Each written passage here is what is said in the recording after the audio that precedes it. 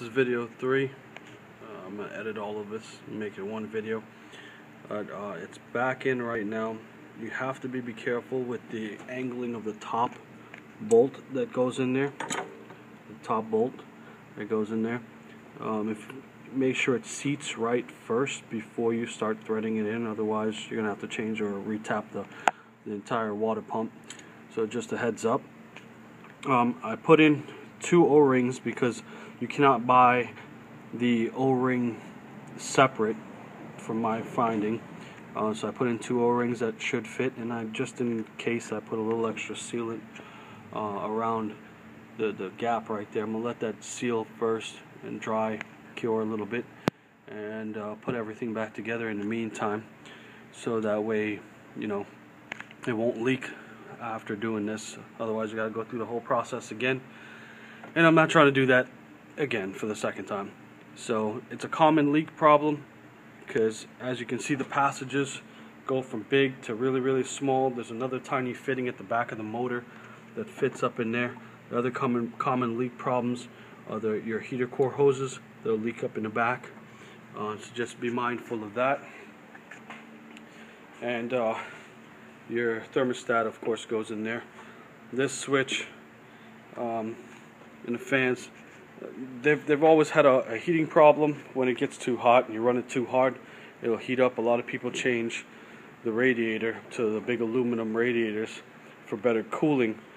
That way the fans don't cut off, because once it gets past a certain heat level, the fans automatically stop running on this one for some reason, and then you gotta let it cool down before you can run it again. But that's pretty much it. Idle air stabilizer, if nobody knows where that is, that's right here. This system right here plugs in. There's the plug. All right. That also runs to keep your idle, occupied. Most of them go bad, as you all know. If you don't know, they're somewhat expensive. They're $130 and up, depending on where you get it. Your air screws right here, fitting. It's supposed to have a rubber cap. I got this without the rubber cap. Never really bothered with it. And you know the rest of the drill. PCV valve, etc. Your timing in the back here, that's for your advancing of your timing. If you don't know how to do it, I'll put that in another video and I'll show you how to do it. Right now I'm running about 15 advance on my timing. You get a little more bottom end torque. It's nice for drifting, as you can tell. Back tires, I have fun in my car.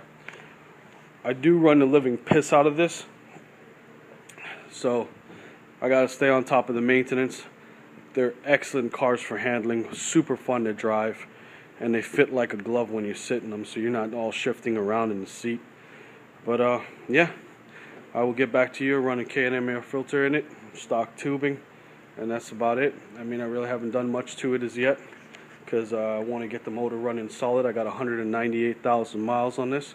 I got a Gates timing belt set up inside, and that's about it. Stock timing on the cams. Thanks again, guys. If you got any questions, just email me or text on the blog. Thanks.